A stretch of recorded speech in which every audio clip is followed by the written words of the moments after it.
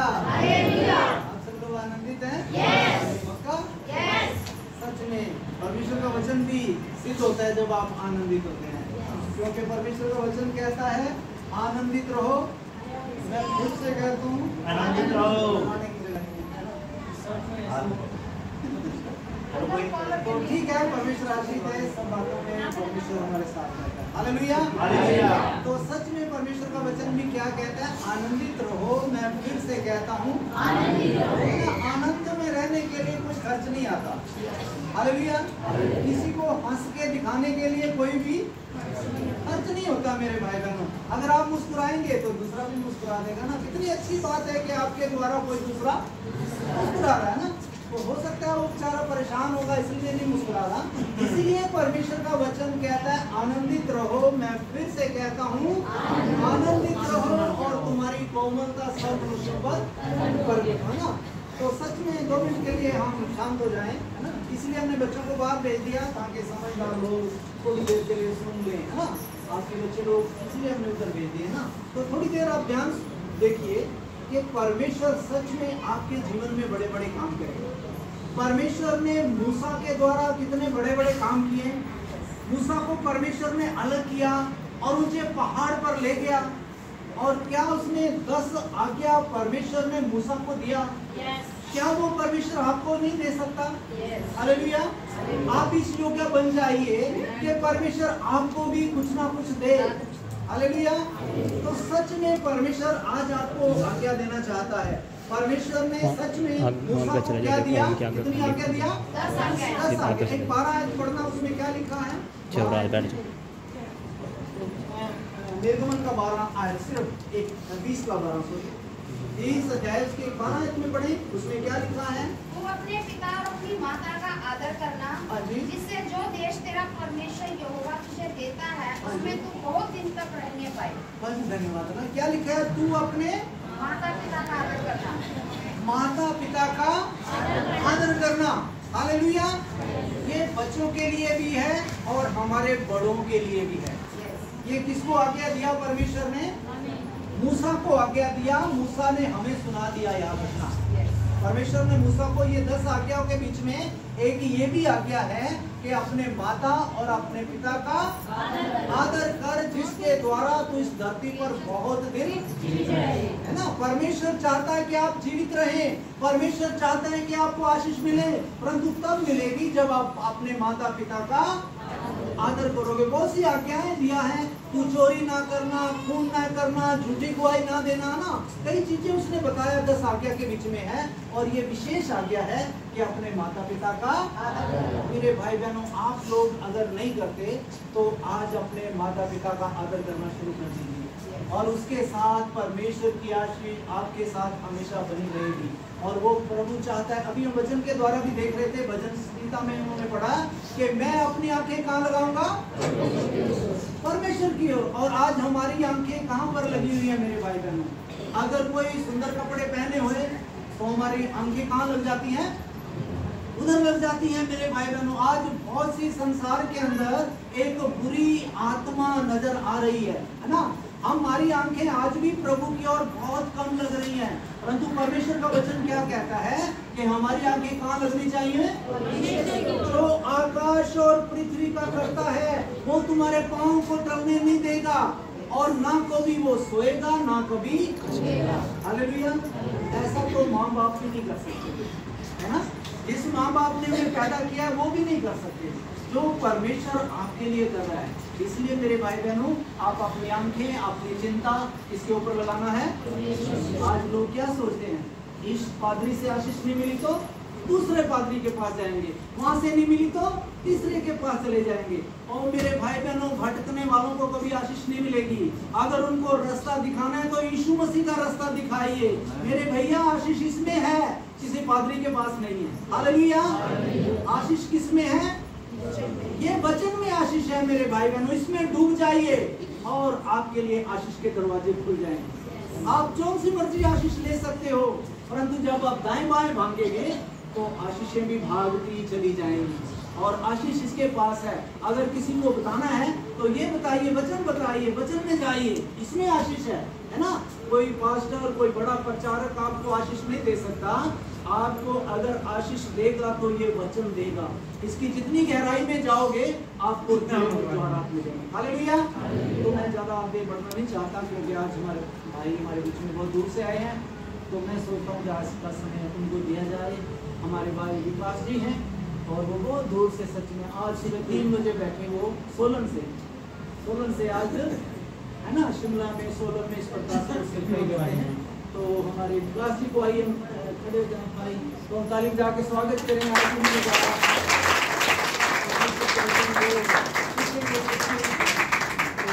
भाई के अनुभव को हम सीखेंगे, उनके द्वारा कुछ परमेश्वर के प्रेरणा लेंगे कि परमेश्वर कैसे हमारे साथ है।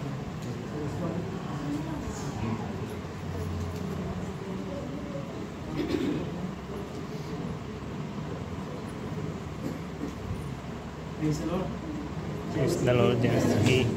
आप लोग? सोचा नहीं था से आप लोग के बीच में मौका देंगे। सच में यही तो परमेश्वर के परिवार की खूबसूरती है कि जगह जगह से लोग हैं, अलग अलग जगह से, अलग राज्य से हैं, लेकिन फिर भी परमेश्वर की दृष्टि में एक ही परिवार है। तो जब एक परिवार की बात करते हैं तो परमेश्वर उस परिवार का पिता है और हम सब भाई बहन हैं, आपस में परमेश्वर की संतान है। ज़्यादा समय ना देते हुए बात करेंगे प्रभु के वचन के बारे में। मेरा नाम विकास, इनसे पास मुझे बताया और मैं सोलन से हूँ।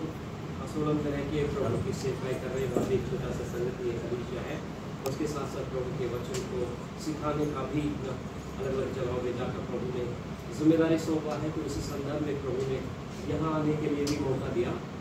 तो एक बात मैं पूछना चाहता हूँ, हम यहाँ माए भी हैं, पिता भी हैं, भाई भी हैं, बहन भी हैं, छोटे बच्चे भी हैं। आप क्या सोचते हैं कि रिश्ते में, सोच लीजिए परमेश्वर के साथ जो हमारा रिश्ता है, या माता पिताओं के साथ जो हमारा रिश्ता है, या बच्चों के साथ हमारा रिश्ता है, इसमें कौन सी चीज सबसे जरूरी है? विश्वास। ओके। और कुछ? प्रेम भी है। प्रेम। अगर ये चीजें ना हो, परमेश्वर के साथ संबंध, अगर प्रेम विश्वास नहीं है तो क्या होगा?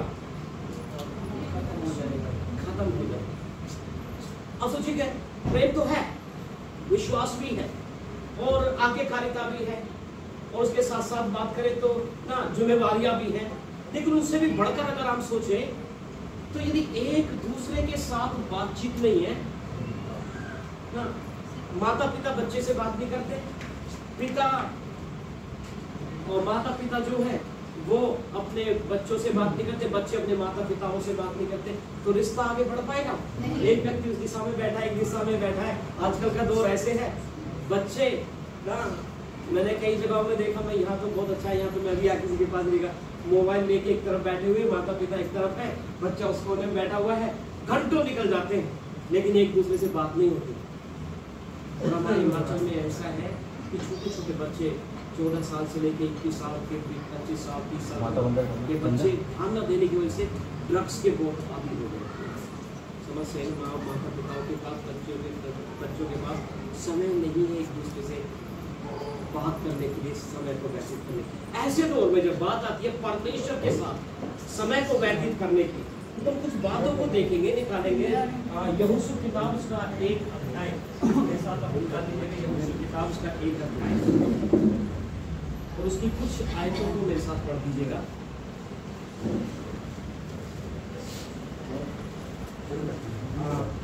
एक का एक आयत पढ़ लीजिएगा। यहोवा का दास मूसा की मृत्यु के बाद यहोवा ने उसके सेवक यहोशू से जो नून का पुत्र था कहा, मेरा दास मूसा मर गया है, इसलिए अब तो उठ कमर बांध और इस सारी प्रजा समेत यरदन पार होकर उस देश को जा जिससे मैं पूछा था इस्राएलियों को देता हूँ। तो देखिएगा, आज हम परमेश्वर से बात करने के बारे में सीखेंगे। कुछ समय पहले मैंने हम सब व्हाट्सएप चलाते होंगे, किसी ने व्हाट्सएप पे एक ऐसा पोस्ट लगा के रखा था, एक व्यक्ति घुटनों को टेक कर प्रार्थना कर रहा है, परमेश्वर से कहता है, परमेश्वर तू कहाँ है, मुझसे बात कर।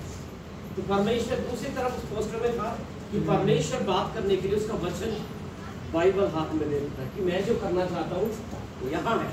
तो जैसे हमने पढ़ा, बाइबल कहती है परमेश्वर के दास मूसा की क्या हुआ, मृत्यु हो गई। मृत्यु के बाद परमेश्वर क्या करता है, यहोशू से बात करना शुरू करता है। उसके पहले यदि आप मेरे साथ निकालें व्यवस्था विवरण की किताब, तो मूसा के बारे में कुछ बातों को आपको देखने की मिलेगा। उसका 34 अध्याय में परमेश्वर का वचन उस दास के बारे में बताता है जिसकी मृत्यु हो चुकी है। उसकी 34 की 5 आयत में लिखा, तब यहोवा के कहने के अनुसार उसका दास मूसा मोआब के देश में मर गया।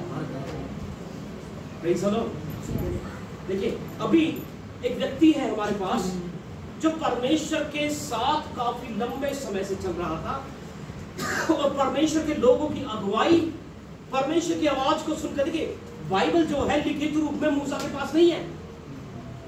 उन दिनों की बात मैं कर रहा हूं। वचन जो है जैसा आज मेरे और आपके पास है, वैसा नहीं। मैं और आप बहुत ही यदि कहें भाग्यशाली लोग हैं। लोग दूसरा शब्द इसको इस्तेमाल करते हैं, लेकिन ना मौका मिला, जो हमें मौका मिला वो मूसा को नहीं मिला।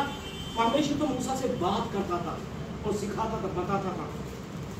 और बाइबल कहती है 6 आयत में, उसके 34 के 6 में उसने उसे मोआब देश में बेतौर के सामने एक तराई में मिट्टी दी। आज के दिन तक कोई नहीं जानता कि उसकी कब्र कहाँ है। अब देखिए परमेश्वर का वचन क्या कह रहा है, मूसा की मृत्यु, उसके दफनाए जाने के या उसके अंतिम संस्कार के बारे में कि कैसे परमेश्वर ने उसे दफना दिया। आज तक किसी को नहीं पता कि कहाँ उसकी कब्र को परमेश्वर ने बना के रखा। उसके बाद 9वीं आयत कहती है, और नूह का पुत्र यहोशू बुद्धिमानी की आत्मा से परिपूर्ण था, क्योंकि मूसा ने अपने हाथ उस पर रखे थे और इस्राएली उस आज्ञा के अनुसार जो यहोवा ने मूसा को दी थी उसकी मानते थे। अब पता चलता है 10वीं आयत में कि मूसा की मृत्यु के बारे में, कि मूसा के तुल्य इस्राएल में ऐसा कोई नबी नहीं था जिससे यहोवा ने आमने सामने बात की। हालेलुया। मैं आप यहाँ हैं, कितनी अच्छी बात होगी कि परमेश्वर यहाँ आपसे आके, भाई सावन है आपका, मेरे भाई का नाम छोटे का सावन है तो इसलिए आपका नाम याद रह गया मेरे को, आपसे आकर आमने सामने बात करता है। कितनी अच्छी बात है कि बहनों में से किसी से परमेश्वर आके बात करता है। बाइबल कहती है कि ऐसा कोई नहीं था मूसा के तुल्य, मतलब उसके समान। इन वर्षों में जब से परमेश्वर ने मिस्र से इस्राएलियों को निकाला और 40 साल वो इस्राएलियों को लेकर जंगल में घूमता रहा, परमेश्वर हर दिन उससे बात करता, परमेश्वर अपने नियमों को उसको बताता और वो बातें इस्राएल के लोगों को मूसा बताता। बाइबल के उसके तुल्य कोई नहीं था। यहोशू से भी परमेश्वर ने जब तक मूसा जिंदा था बात नहीं की, क्योंकि मूसा के थ्रू परमेश्वर इस्राएलियों से यहोशू से बात करता था। तो अब समय आता, 40 साल हो गए, मूसा की मृत्यु हो गई, मूसा मर चुका। अब कौन परमेश्वर की आवाज को सुनकर इस्राएल के लोगों के पास परमेश्वर की बातों को पहुंचाएगा? एक भी व्यक्ति यहोशू के सिवा नहीं दिखता। तो प्रभु का वचन कहता है कि यहोशू जो आज्ञाकारी था उसने बुद्धिमानी किया, और बुद्धिमानी क्या देखिए क्यों थी? बाइबल कहती है ना, मूसा ने, क्योंकि मूसा ने अपने हाथ उस पर रखे, सेवक था मूसा का। और इतिहास में भी हम पढ़े तो बाइबल कहती है कि तंबू के पास खड़ा रहता था। मूसा कुछ भी कहे हमेशा करने के लिए तत्पर, हमेशा उसकी आवाज को सुनने के लिए तत्पर। और ऐसा समय आया जब मूसा की मृत्यु हो गई तो परमेश्वर बात करने के लिए एक व्यक्ति को ढूंढ रहा है। तो कौन है? तो बाइबल कहती है मूसा की मृत्यु के बाद परमेश्वर एक व्यक्ति से बात करने लगा। Hallelujah, praise the Lord. आज भी परमेश्वर चाहता है एक व्यक्ति से नहीं, बल्कि जिस किसी के पास परमेश्वर का वचन कलीसिया में दिया गया है, हर एक व्यक्ति से परमेश्वर बात करे। हालेलुया। क्योंकि उद्देश्य तो यही है कि हम परमेश्वर की आवाज को परमेश्वर के वचन में सुने। किसी ने ऐसे कहा कि यदि आप परमेश्वर से मिलना चाहते हैं, आप परमेश्वर से बात करना चाहते हैं, परमेश्वर से बात करना चाहते हैं, परमेश्वर से मिलना चाहते हैं, तो सबसे बेहतर या सबसे अच्छा स्थान जो है वो है परमेश्वर का वचन। Yes, hallelujah. पास्टर जी कह रहे थे इसको समझाने, आशीष तो है पास वालों के द्वारा नहीं है, आशीष तो यीशु मसीह के द्वारा है। हालेलुया। बहुत जगह में यही चल रहा है, लोग एक जगह से दूसरी जगह तीसरी जगह, और क्या होता है जैसे थे उससे भी बदतर हो जाते हैं, परिस्थिति खराब हो जाती है, क्योंकि परमेश्वर से सुनने की बजाय किससे सुनने की कोशिश कर रहे हैं? लोगों से। बाइबल कहती है जो कानों की खुजली मनुष्य की मिटा सके। तो यहोशू किताब में परमेश्वर का वचन कहता है, परमेश्वर ने बात की, उससे कहता है परमेश्वर व्यवस्था की ये पुस्तक तेरे चित्त से उतरने ना पाए, और इस पर रात दिन मनन करते रहना, इससे ना तो बाएं मुड़ना ना दाएं मुड़ना। ऐसा करने से तेरे सब काम सफल होंगे, और जिस देश में तू अपने पैर को रखेगा वो देश में। और सोचिएगा व्यवस्था, परमेश्वर के वचन में, परमेश्वर के वचन को कई नाम दिए गए हैं। परमेश्वर की चितौनियां, परमेश्वर का वचन, परमेश्वर की व्यवस्था, परमेश्वर का नियम। तो हम कह सकते हैं कि यदि अपने जीवन में सफलता चाहिए तो परमेश्वर के वचन से सुनने की आदत को डालना जरूरी है। Hallelujah, praise the Lord. देखिए हमारा परमेश्वर ऐसा नहीं है, बाइबल कहती है कि देखिए ना जो सुने ना जो बोलता ना हो। और बाइबल ये भी कहती है परमेश्वर का हाथ इतना छोटा नहीं कि अपने लोगों का छुटकारा या उद्धार न कर सके। प्रभु काम करता है, लेकिन समस्या ये है कि हम परमेश्वर के पास आने में देरी करते थे, कई बार पहुंच भी नहीं पाते। तो परमेश्वर इस व्यक्ति से तब बात करता है जब इज़राइल में और कोई नहीं बचा। लेकिन आज का दौर अलग है, परमेश्वर हर एक व्यक्ति से बात करना चाहता है। दूसरा, हम सामुएल की किताब को देखते हैं। सामुएल की किताब को हम देखें, उसमें लिखा है, सामुएल की किताब उसका 3 अध्याय उसकी 4 और 6 आयत पढ़ लीजिएगा। हाँ जी, पहला सामुएल उसका 3 अध्याय, पहला सामुएल उसका 3 अध्याय 4 से 6 आयत। तो था एदोनिया जो हगीत से उत्पन्न हुआ था, 5वां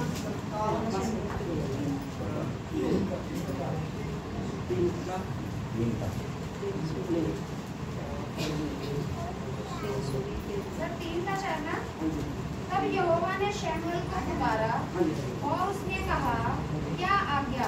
तब उसने एली के पास दौड़कर कहा क्या आज्ञा? तूने तो मुझे पुकारा है। वह बोला मैंने नहीं पुकारा, फिर जा लेट रह।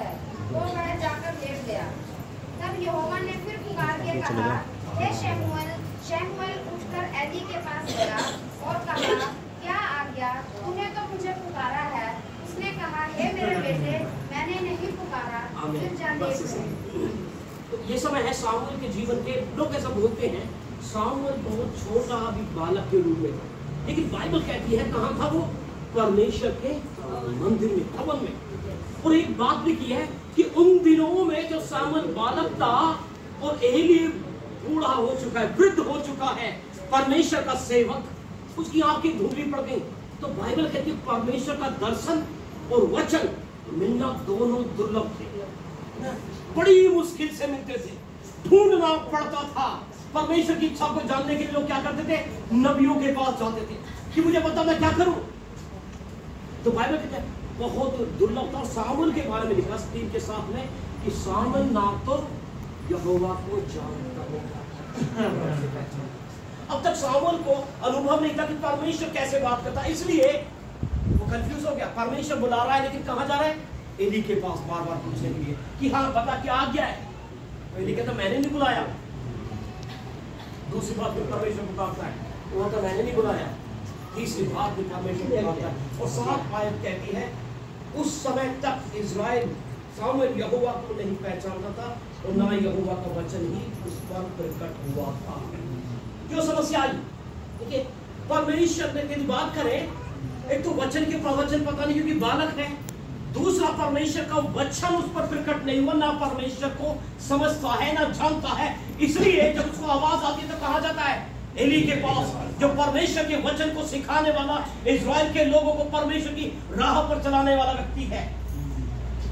वहां जाकर पूछता है क्या आज्ञा? एली समझ गया कि यहोवा से बात कर रहा है, यहोवा से पुकार रहा है। नतीजा क्या हुआ? कि जाकर स्लेट आप बुलाए तो कहना प्रभु मैं यहाँ हूँ। और आगे को लिखा है सामुएल के पास फिर तीसरी बार पहुंचा, परमेश्वर कहता है मैं एली के घराने पर एक न्याय खोल चुका हूँ और ये बात इजराइल में सन्नाटे को पैदा कर देगी। एली घबरा गया, उसने पूछा मैं जानता हूँ कि तुझसे परमेश्वर ने बात के सामने डर गया, कहता है चुप हो गया, ये बताया कि ऐसे ऐसे बात में निकल। परमेश्वर के जन के, विश्वासी जन के, परमेश्वर के वचन को जानने वाले व्यक्ति के बच्चे जो परमेश्वर में बढ़ने चाहिए थे, जिनको परमेश्वर की आवाज को सुनना चाहिए था, उन पर परमेश्वर ने दंड की आज्ञा दे दी। क्यों? क्योंकि जैसा परमेश्वर का वचन कहता है वैसे नहीं, बल्कि अनुचित रीति से, गलत रीति से अपने जीवन को व्यतीत करते। मेरे प्रियो, माता पिता होने के नाते, परिवार के अगुवे होने के नाते हमारी जिम्मेवारी है कि हमारे बच्चे प्रभु के मार्ग पर चलें। बहुत से मसीहों के बच्चे आज प्रभु से भटक गए, उन्होंने अपने बच्चे को प्रभु के मार्ग पर चलाने की गंभीरता नहीं समझी। प्रभु की आवाज को सुना, प्रभु की बातों को सुना और धीरे धीरे उन्हें बढ़ता चला गया। बाद में क्या लिखा है? इजराइल में सबसे पहले राजा का अभिषेक करने वाला व्यक्ति बना शाऊल। उसके बाद सबसे पहला न्याय वही था, और इतना ही नहीं, नबी भी सबसे पहला इजराइल में जो व्यवसाय के तौर पर देखे तो वही घोषित हुआ। परमेश्वर से सुनना आरंभ कर दिया। फिर हम जाते प्रकाशित वाक्य की किताब में, समय इतना हमारे पास पढ़ने के लिए नहीं है, एक अध्याय में जब पढ़ेंगे बाइबल कहती है कि मैं यूहन्ना पतमुस में था। पतमुस एक ऐसा आइलैंड ना, एक द्वीप जो निर्जल है, यहाँ काफी हरा भरा है, पेड़ है, पौधे हैं, लोग हैं, लेकिन पतमुस के बारे में इतिहास को यदि पढ़े, ना तो जानवर है, ना आदमी है, ना पेड़ है, ना पौधे हैं, खारे पानी के बीच में एक द्वीप है। वहाँ क्या होता था आपने सुना होगा, काफी बुजुर्ग लोग हमारे बीच में बैठे हैं। हमारे भारत में काले पानी की सजा पहले दी जाती थी, तो लोगों को वहाँ छोड़ दिया जाता था मरने के लिए। वैसे ही यूहन्ना को मारने के लिए, क्योंकि पहले कई बार कोशिश की गई, वो कहता है वचन यीशु मसीह की गवाही और वचन की गवाही के कारण मैं आज संकटों में हूँ, कलेशों में हूँ। जंगल में चला गया, वहाँ कई वर्ष रहा, और वहाँ रह के उसने बाइबल के जिस दिन मैं आत्मा में आ गया और मैंने परमेश्वर के पुत्र की आवाज को सुनी, जब मैंने उसकी आवाज को सुनी तो मैं उसके कदमों पर मरा हुआ सा दिल, जंगल में, निर्जल प्रदेश में, जहाँ और कोई नहीं है, परमेश्वर की आवाज को सुनता है। मेरे प्रियो, आज प्रभु की आवाज को सुनना दुर्लभ नहीं है, हमने दुर्लभ बना दिया है, क्योंकि हम इतने व्यस्त हैं ना, हम इतने व्यस्त हो जाते हैं कि परमेश्वर के वचन के पास आने के लिए, उसे पढ़ने के लिए हमारे पास समय नहीं है। नतीजा क्या होता है? प्रभु हमसे बात ही नहीं करता।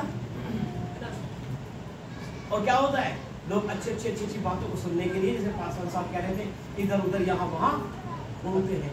तो मेरे प्रिय, ये समय है प्रभु की आवाज को सुनने के एक दौर है। देखिए, सब चीजें टल जाएंगी, खत्म होती चली जाएंगी, लेकिन आपका जो रिश्ता है परमेश्वर में वो बना रहेगा। यदि एक रिश्ते में दोनों तरफ की बातचीत ना हो तो रिश्ता मुरझा जाता है।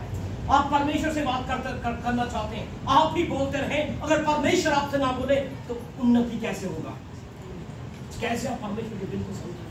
वो भी तो आपसे बात करना चाहता है, वो भी तो चाहता है कि आप उसकी सुने, वो भी तो चाहता है कि मैं उसकी सुनूं, वो भी चाहता है कि मैं उसकी इच्छा को, जो मेरे जीवन के प्रति, उसको जानूं। लेकिन समस्या यह है, मैं ही बोलता रहूं, रुक के प्रभु की आवाज को सुनने की कोशिश ना करूं तो अर्थहीन जैसा हो जाता है।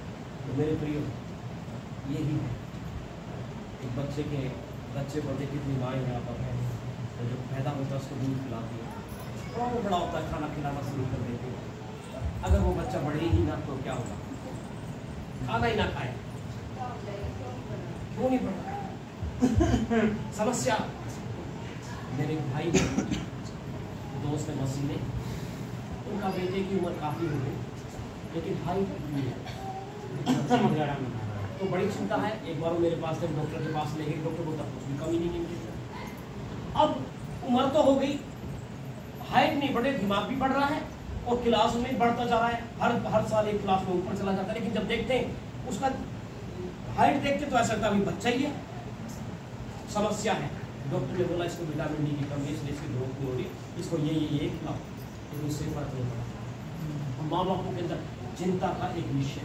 वैसे ही यदि मैं और आप जिनका जन्म आत्मिक रीति से प्रभु में हुआ है, यदि बढ़ना है तो प्रभु की आवाज को, जो हमारा आत्मिक भोजन है, उसको सुनना बहुत जरूरी है। परमेश्वर के वचन के साथ समय को व्यतीत करना बहुत जरूरी है, यदि आत्मिक रीति से मुझे और आपको बढ़ना है। और परमेश्वर देखना चाहता है उसके जो आत्मिक संतानें हैं वो हष्ट-पुष्ट और तंदुरुस्त हो।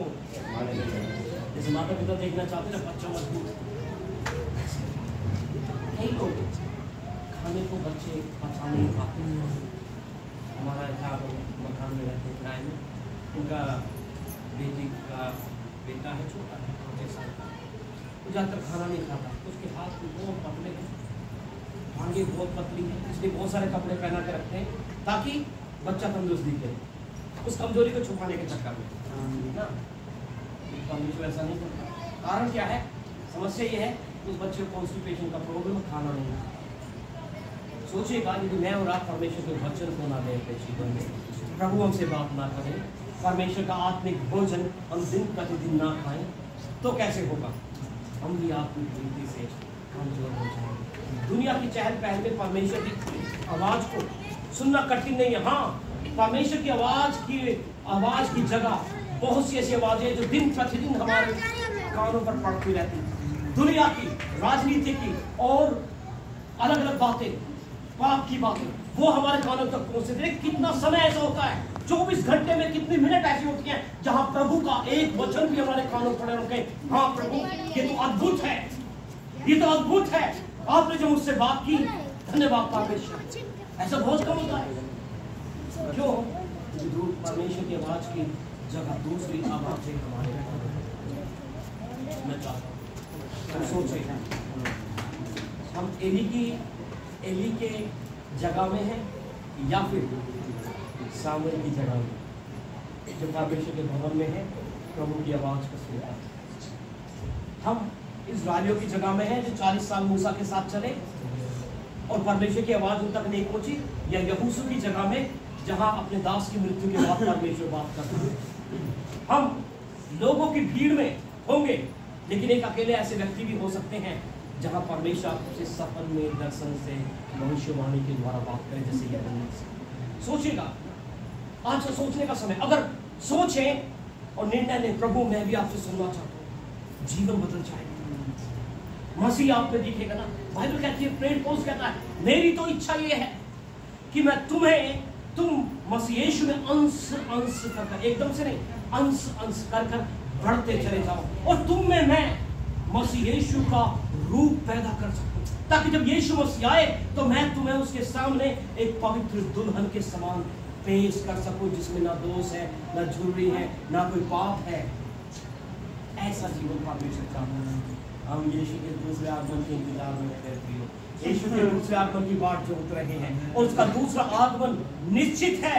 समय हम नहीं जानते, लेकिन बाइबल साफ कहती है तैयार रहना है और समय समय पर प्रभु की आवाज को सुनते रहना, ताकि हम उसमें बढ़ते चले जाएं। यीशु मसीह का स्वरूप ढलता हमने चल जाए, जो स्वरूप पाप की वजह से हमारे अंदर से चला गया, जो छीन गया हमसे, प्रभु का वचन फिर से आप में पैदा करने की ताकत को रखता है। क्योंकि बाइबल कहती है वो देह प्राण आत्मा को काटने की सामर्थ को रखता है, इससे तेज तलवार और कोई नहीं है। हालेलुया। जब हमारे उन अनवांटेड जो अनचाहे जो हिस्से होते हैं उनको काटने की सामर्थ, आइए प्रार्थना करें। हालेलुया। ओ प्रभु हम धन्यवाद करते हैं, आपकी महिमा करते हैं प्रभु, हम आपके नाम को ऊंचा करते हैं। सच में प्रभु आपका नाम महिमा के योग्य है प्रभु। इस ओ परमेश्वर व्यस्तता के दिनों में प्रभु हम आपकी आवाज को सुनने के लिए अपने जीवन को देते हैं। क्या आप अपने जीवन को परमेश्वर की आवाज को सुनने के लिए दे सकते हैं, परमेश्वर से सुनने के लिए दे सकते हैं? प्रभु आपके जीवन में काम करना चाहता है, परमेश्वर आपसे बात करना चाहता है, मुझसे बातें करना चाहता है। तो आइए क्यों ना हम अपना जीवन परमेश्वर के हाथों में समर्पित कर दें ओ धन्यवाद प्रभु, जिन लोग हम यहाँ बैठे हुए प्रभु, हम धन्यवाद करते हैं परमेश्वर, ओ धन्यवाद करते हैं हर एक के जीवन के लिए। ओ परमेश्वर, आपने यहाँ से इन्हें चुना और अपने परिवार में मिलाया, अलग किया प्रभु। और हम जानते हैं प्रभु, ये वो लोग हैं जिनके द्वारा प्रभु आपकी अद्भुत ज्योति इस जगह में चमक रही है और आने वाले दिनों में और अधिकाई से चमकेगी। बहुत से लोग इनके जीवन को देखकर मसीह यीशु की ओर फिरेंगे परमेश्वर। हम धन्यवाद करते हैं, पास्टर जी का धन्यवाद करते हैं, उनके परिवार के प्रभु सेवक के रूप में इस परिवार को आपने यहाँ रखा है और प्रभु ये इस्तेमाल कर रहे हैं प्रभु। हमारी प्रार्थना प्रभु के जीवन को परमेश्वर और अधिकाई से इस्तेमाल करें, खास करके उन नाश होने वाली आत्माओं के बीच में जो इस जगह में प्रभु अभी भी आपको नहीं जानते। बोले जो प्रभु अपने दास को न्यायाभिषेक नहीं सामर्थ परमेश्वर आप दे, ताकि प्रभु का जीवन बहुत सौ के लिए प्रभु आशीष का कारण बन जाए। सारी बातों को तेरे हाथों में सौंपते हुए धन्यवाद के साथ इस प्रार्थना को यीशु मसीह के नाम से मांगते हैं।